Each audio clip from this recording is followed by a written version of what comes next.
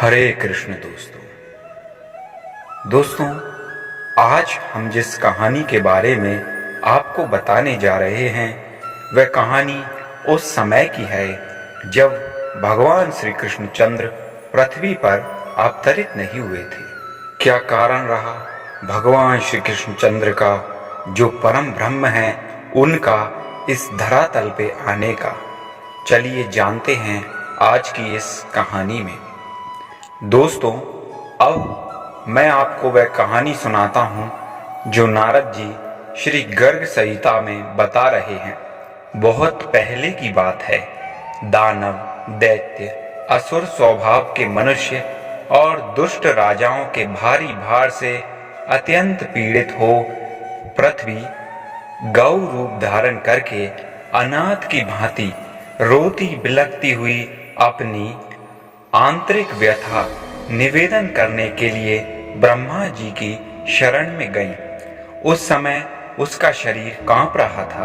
वहां उसकी कष्ट कथा सुनकर ब्रह्मा जी ने उसे धीरज बंधाया और तत्काल समस्त देवताओं तथा शिव जी को साथ लेकर वे भगवान नारायण के बैकुंठ धाम में गए। वहां जाकर ब्रह्मा जी ने चतुर्भुज भगवान विष्णु को प्रणाम करके अपना सारा अभिप्राय निवेदन किया।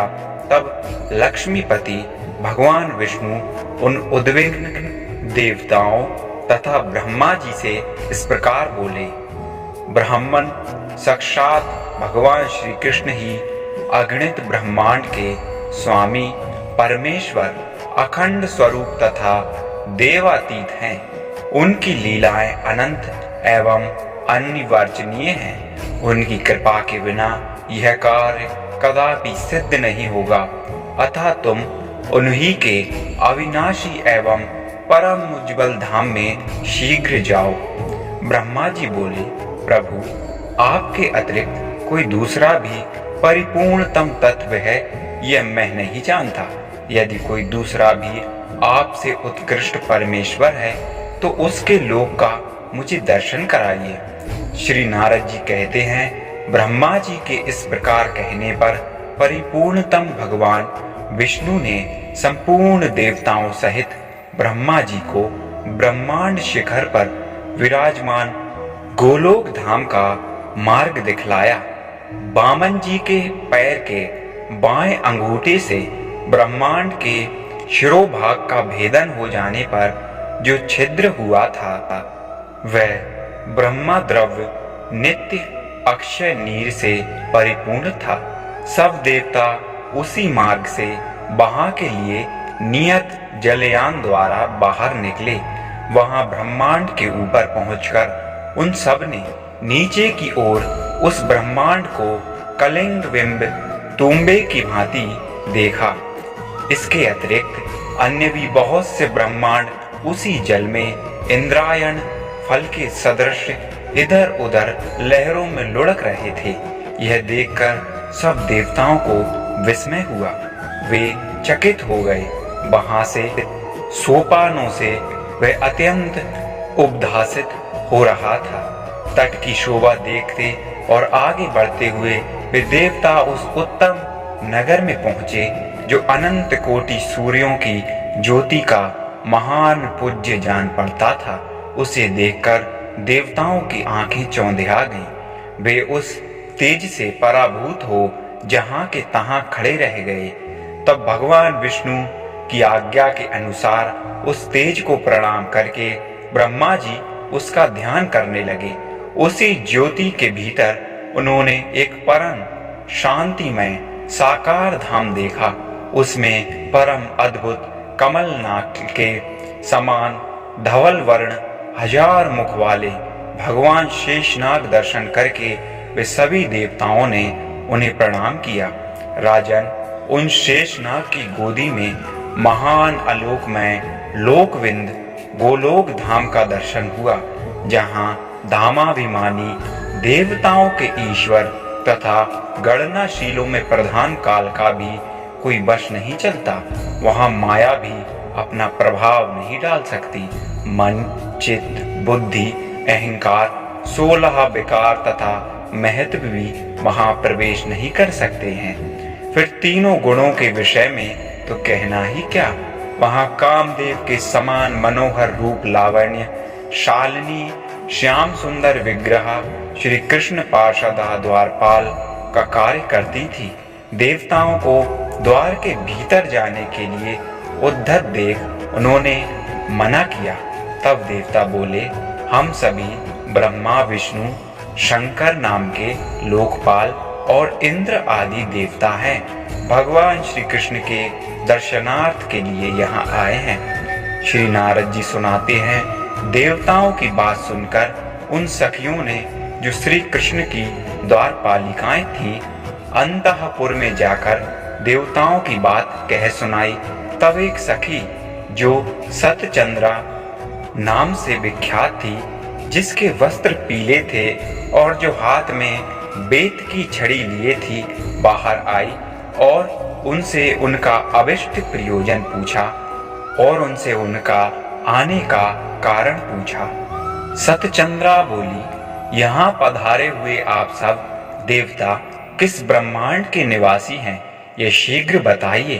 तब मैं भगवान श्री कृष्ण को सूचित करने के लिए उनके पास जाऊंगी। देवताओं ने कहा, अहो, यह तो बड़े आश्चर्य की बात है। क्या अन्यान्य ब्रह्मांड भी हैं? हमने तो उन्हें कभी नहीं देखा। हे शुभे, हम तो यही जानते हैं कि एक ही ब्रह्मांड है, इसके अतिरिक्त दूसरा कोई ब्रह्मांड है ही नहीं।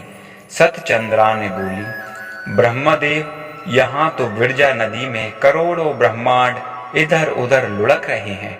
उनमें भी आप जैसे ही पृथक पृथक देवता वास करते हैं। अरे, क्या आप लोग अपना नाम गांव तक नहीं जानते? जान पड़ता है कभी यहाँ आए नहीं हैं। अपनी थोड़ी सी जानकारी में ही हर्ष से फूल उठे हैं। जान पड़ता है कभी घर से बाहर ही नहीं निकले हैं। जैसे गुलर के फलों में रहने वाले कीड़े जिस फल में रहते हैं उसके सिवा दूसरे को नहीं जानते, उसी प्रकार आप जैसे साधारण जन जिसमें उत्पन्न होते हैं, एकमात्र उसी ब्रह्मांड को ब्रह्मांड समझते हैं। नारद जी कहते हैं, राजन, इस प्रकार उपहास के पात्र बने हुए सब देवता चुपचाप खड़े रहे, कुछ बोल न सके। उन्हें चकित सा देखकर भगवान विष्णु ने कहा।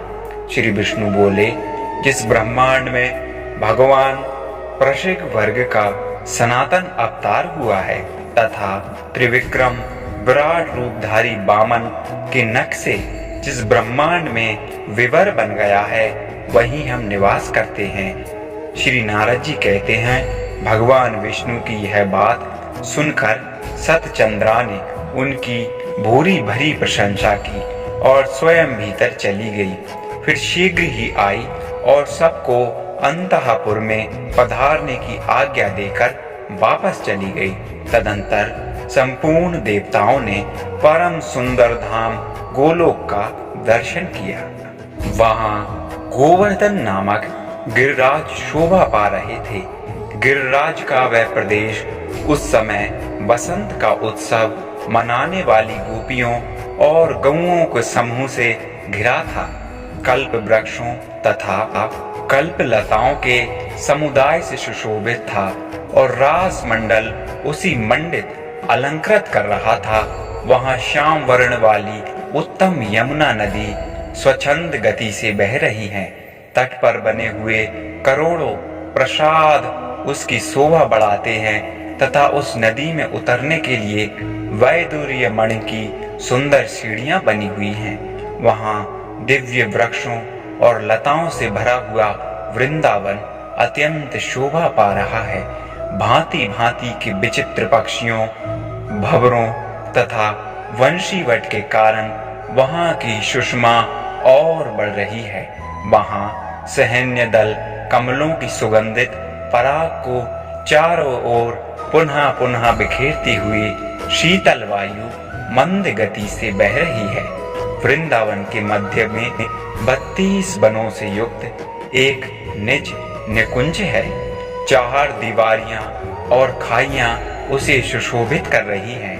उसके आंगन का भाग लाल वर्ण वाले अक्षय वाटों से अलंकृत है। पद्मराग आदि 7 प्रकार की मणियों से बनी दीवारें तथा आंगन के फर्श बड़ी शोभा पाते हैं। करोड़ों चंद्रमाओं की मंडल की छवि धारण करने वाले 14वें उसे अलंकृत कर रहे हैं तथा उनमें चमकीले गोले लटक रहे हैं। फहराती हुई दिव्य पताकाएं एवं घुले हुए फूल मंदिरों एवं मार्गों को शोभा बढ़ा रहे हैं। वहां भ्रमरों की गुंजार से संगीत की सृष्टि करते हैं तथा मत्स्य मयूरों और कोकिलाओं के कलरव सदा श्रवण गोचर से होते हैं। वहां बाल सूर्य के सदृश कांतिमान अरुण पीत कुंडल धारण करने वाली लललाएं शत शत चंद्राओं के समान गौरव वर्ण से उद्भासित होती हैं। स्वच्छंद गति से चलने वाली वे सुंदरियां मंदिर में भक्तियों में अपना मनोहर मुख देखती हुई वहां की रत्न जटित आंगनों में भागती फिरती हैं। उनके गले में हार और बाहों में केयूर शोभा देते हैं। नुपुर तथा करधनी मधुर झनकार वहां गूंजती रहती है। वे गोपांगनाएं मस्तक पर चूड़ामणि धारण किए रहती हैं। वहां द्वार द्वार पर कोटि कोटि मनोहर गौओं के दर्शन होते हैं। वे गौएं दिव्य आभूषण से विभूषित हैं और श्वेत पर्वत के समान प्रतीत होती हैं। सबकी सब दूध देने वाली तथा नई अवस्था की हैं। सुशीला सुरुचा तथा सद्गुणवती हैं। सभी सप्तसा और पीली पूंछ की हैं। ऐसी भव्य रूप वाली गौएं वहां सब ओर विचर रही हैं। उनके घंटों तथा मंजूरों से मधुर ध्वनि होती रहती है। कंकीणी जालों से विभूषित उन गौओं के सींगों में सोना मढ़ा गया है। वे स्वर्ण तुल्य हार एवं मालाएं धारण करती हैं। उनके अंगों से प्रभा छिटकती रहती है। सभी गौएं भिन्न भिन्न रंग वाली हैं। कोई उजली, कोई काली, कोई पीली, कोई लाल, कोई हरी, कोई तंबिकी रंग की है और कोई चितकबरे रंग की है। किन्हीं किन्हीं का वर्ण धुएं जैसा है। बहुत सी कोयले के समान रंग वाली हैं। दूध देने में समुद्र की तुलना करने वाली उन गायों के शरीर पर तरुणियों के कर चिन्ह शोभित हैं, अर्थात युवतियों के हाथों के रंगीन छापे दिए गए हैं। हिरण के समान छलांग भरने वाली बछड़ों से उनकी शोभा बढ़ गई है। गायों के झुंड में विशाल शरीर वाले सांड भी इधर उधर घूम रहे हैं। उनकी लंबी गर्दन और बड़े बड़े सींग हैं। उन सांडों के साक्षात धर्म धुरंधर कहा जाता है। गौओं की रक्षा करने वाले चरवाहे भी अनेक हैं। उनमें से कुछ तो हाथ में बेत की छड़ी लिए हैं और दूसरों के हाथों में सुंदर बांसुरी शोभा पाती है। उन सब के शरीर का रंग श्यामल है। वे भगवान श्री कृष्ण चंद्र की लीलाएं ऐसे मधुर स्वर में गाते हैं कि उसे सुनकर कामदेव भी मोहित हो जाता है। इस दिव्य निज निकुंज को संपूर्ण देवताओं ने प्रणाम किया और भीतर चले गए। वहां उन्हें 1000 दल वाला एक बहुत बड़ा कमल दिखाई पड़ा। वह ऐसा सुशोभित था मानो प्रकाश का पुंज वही हो। उसके ऊपर एक 16 दल का कमल है तथा उसके भी ऊपर एक 8 दल वाला कमल है। उसके ऊपर चमचमाता हुआ एक ऊंचा सिंहासन है। 3 सीढ़ियों से संपन्न वह परम दिव्य सिंहासन कौस्तुभ मणियों से जटित होकर अनुपम शोभा पाता है। उसी पर भगवान श्री कृष्ण चंद्र राधिका जी के साथ विराजमान है। ऐसी झांकी उन समस्त देवताओं को मिली। वे युगल रूप भगवान मोहनी आदि 8 दिव्य सखियों से संबंधित तथा श्रीधामा प्रभृति 8 गोपालों द्वारा सेवित हैं। उनके ऊपर हंस के समान सफेद रंग वाले पंखे झले जा रहे हैं और हीरों से बनी मुठ वाली चंबर झुलाई जा रही है। भगवान की सेवा में करोड़ों ऐसे छत्र प्रस्तुत हैं जो कोटि चंद्रमाओं की प्रभा से तुलित हो सकते हैं। भगवान श्री कृष्ण के वाम भाग में विराजित श्री राधिका जी से उनकी बाईं भुजा सुशोभित है। भगवान ने स्वेच्छा पूर्वक अपने दाहिने पैर को टेढ़ा कर रखा है। वे हाथ में बांसुरी धारण किए हुए हैं। उन्होंने मनोहर मुस्कान से भरे मुखमंडल और भ्रगुटी विलास से अनेक कामदेवों को मोहित कर रखा है। उन श्री हरि की मेघ के समान श्यामल कांति है। कमल दल की भांति बड़ी विशाल उनकी आंखें हैं। घुटनों तक लंबी बड़ी भुजाओं वाले वे प्रभु अत्यंत पीले वस्त्र पहने हुए हैं। भगवान गले में सुंदर वनमाला धारण किए हुए हैं, जिस पर वृंदावन में विचरण करने वाले मतवाले बावरों की गुंजार हो रही है। पैरों में घुंघरू और हाथों में कंकणी छटा छिटक रही है। अति सुंदर मुस्कान उन मन को मोहित कर रही है। श्रीवत्स का चिन्ह बहुमूल्य रत्नों से बने हुए किरीट कुंडल बाजूबंद और हार यथा स्थान भगवान की शोभा बढ़ा रहे हैं। भगवान श्री कृष्ण के ऐसे दिव्य दर्शन प्राप्त संपूर्ण देवता आनंद के समुद्र में गोते खाने लगे। अत्यंत हर्ष के कारण उनकी आंखों से अश्रुओं की धारा बह चली। तब संपूर्ण देवताओं ने हाथ जोड़कर विनीत भाव से उन परम पुरुष श्री कृष्ण चंद्र को प्रणाम किया। देवता पहुंच तो गए भगवान के पास, परंतु क्या आदेश किया भगवान श्री कृष्ण ने और क्या आग्रह किया था देवताओं ने, ये जानने के लिए आपको थोड़ा और इंतजार करना होगा। दोस्तों, ये कहानी आगे हम बढ़ाएंगे अपने अगले भाग में। तब तक के लिए हरे कृष्ण। मिलते हैं आपसे अगले भाग में। ये वीडियो यदि अच्छी लगे तो इसे लाइक जरूर करें। चैनल पर यदि नए हैं तो उसे सब्सक्राइब करें और कैसी रही आज की वीडियो कमेंट सेक्शन में जरूर बताएं।